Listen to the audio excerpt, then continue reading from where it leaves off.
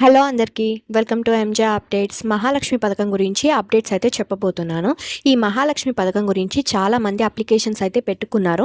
ఎవరైతే అప్లికేషన్స్ పెట్టుకున్నారో అలాంటి వారికి ఇంటింటికి వచ్చి సర్వే అయితే చేయబోతున్నారు. ఇవి అందరికీ అయితే చేయడం లేదు, కేవలం కొంతమందికి మాత్రమే అప్లై చేసిన వారిలో చేయబోతున్నారు. అవి ఎవరికి చేయబోతున్నారో నేను ఈ వీడియోలో క్లియర్గా చెప్తాను. అలాగే వన్స్ మీకు సర్వే కంప్లీట్ అయితే మాత్రం మీరు ఈ డాక్యుమెంట్స్ ఇక్కడ సబ్మిట్ చేయాల్సి ఉంటుంది. సర్వే కంప్లీట్ అవ్వగానే ఏ డాక్యుమెంట్స్ సబ్మిట్ చేయాల్సి ఉంటుంది, అలాగే ఈ మహాలక్ష్మి పథకానికి అప్లై చేసిన వారు ఈ డాక్యుమెంట్స్ అయితే రెడీగా పెట్టుకోవాలి. ఈ సర్వే ఎప్పటి నుంచి స్టార్ట్ చేయబోతున్నారు, అలాగే డాక్యుమెంట్స్ ఎలా సబ్మిట్ చేయాలి, ఎక్కడ సబ్మిట్ చేయాలి, ఇలాంటి ఇన్ఫర్మేషన్ ఈ వీడియోలో అయితే క్లియర్గా ఎక్స్ప్లెయిన్ చేయబోతున్నాను. సో వీడియోని అస్సలు స్కిప్ చేయకుండా కంప్లీట్గా చూడడానికి అయితే ట్రై చేయండి. అలాగే మన ఛానల్ ఎవరైనా కొత్తగా చూస్తూ ఉంటే లైక్ చేయండి, షేర్ చేయండి, సబ్స్క్రైబ్ అయితే చేసుకోండి. అలాగే మన ఛానల్లో జాయిన్ ఆప్షన్ అయితే ఉంది. సో ఎవరికైనా ఇంట్రెస్ట్ ఉంటే జాయిన్ బటన్ ద్వారా మీరు జాయిన్ అయిపోవచ్చు. 6 పథకాలలో ఈ మహాలక్ష్మి పథకం కూడా ఒకటి. చాలామంది ప్రజాపాలన టైంలోనే అప్లికేషన్స్ అయితే పెట్టుకున్నారు. అలాగే ఈ పథకం ఎప్పుడు అమలు చేయబోతున్నారని ఎదురు చూస్తూ ఉన్నారు.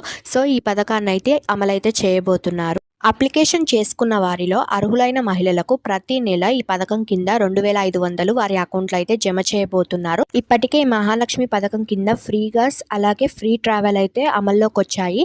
లాస్ట్గా ఈ 2,500 పథకం ఒకటి బ్యాలెన్స్ అయితే ఉంది. ఈ పథకాన్ని ఎప్పుడు అమలు చేస్తారా అని అందరూ ఎదురు చూస్తూ ఉన్నారు. లేటెస్ట్గా వచ్చిన ఇన్ఫర్మేషన్ ప్రకారం ఎవరైతే ప్రజాపాలనలో అప్లికేషన్స్ చేసుకున్నారో ప్రతి ఒక్కరికి రీసర్వే అయితే చేయబోతున్నారు.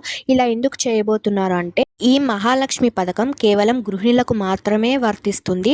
అలాగే వర్కింగ్ ఉమెన్స్కి కానీ, లేదా ఇప్పుడు ఏ కేటగిరీ తరపున పెన్షన్స్ తీసుకుంటున్న వారికైనా, లేదా గవర్నమెంట్ ఎంప్లాయీస్కి అయితే ఈ పథకం అయితే అమలు కాదు. చాలామంది అలా పెన్షన్స్ తీసుకుంటున్న వారు కానీ, గవర్నమెంట్ సెక్టార్లో వర్క్ చేస్తూ కూడా ఈ పథకానికి అయితే అమలు చేశారు. సో అలాంటి వారిని అనర్హులుగా తొలగించబోతున్నారు ఈ సర్వే ద్వారా. అందుకే ఈ సర్వే అయితే చేయబోతున్నారు. సో వాళ్ళు వచ్చినప్పుడు మీరైతే ఖచ్చితంగా మీ ఇన్కమ్ సర్టిఫికేట్, అలాగే caste, bank account details, Aadhaar card, ration xerox అయితే చూపించాల్సి ఉంటుంది. సో వన్స్ మీకు సర్వే కంప్లీట్ అయిన తర్వాత మీరు ఈ డాక్యుమెంట్స్ అన్ని రెడీ చేసుకొని ఎంఆర్ఓ ఆఫీస్లో, మీ దగ్గరలో ఉన్న ఎంఆర్ఓ ఆఫీస్లో సబ్మిట్ చేయాల్సి ఉంటుంది. మీరు ఈ డాక్యుమెంట్స్ సబ్మిట్ చేసిన ఒక 15 డేస్ తర్వాత మీ ఫోన్కి అయితే మెసేజ్ వస్తుంది. అలా మెసేజ్ వచ్చిన నెలలోనే మీకు మీ అకౌంట్లో 2,500 అయితే జమ చేస్తారు. సో ఇప్పుడు వచ్చిన లేటెస్ట్ ఇన్ఫర్మేషన్ ప్రకారం ఇది ప్రాసెస్. సో మీకు ఇన్ఫర్మేషన్ ఎలా అనిపించిందో నాకు కమెంట్స్లో చెప్పండి. Thanks for watching.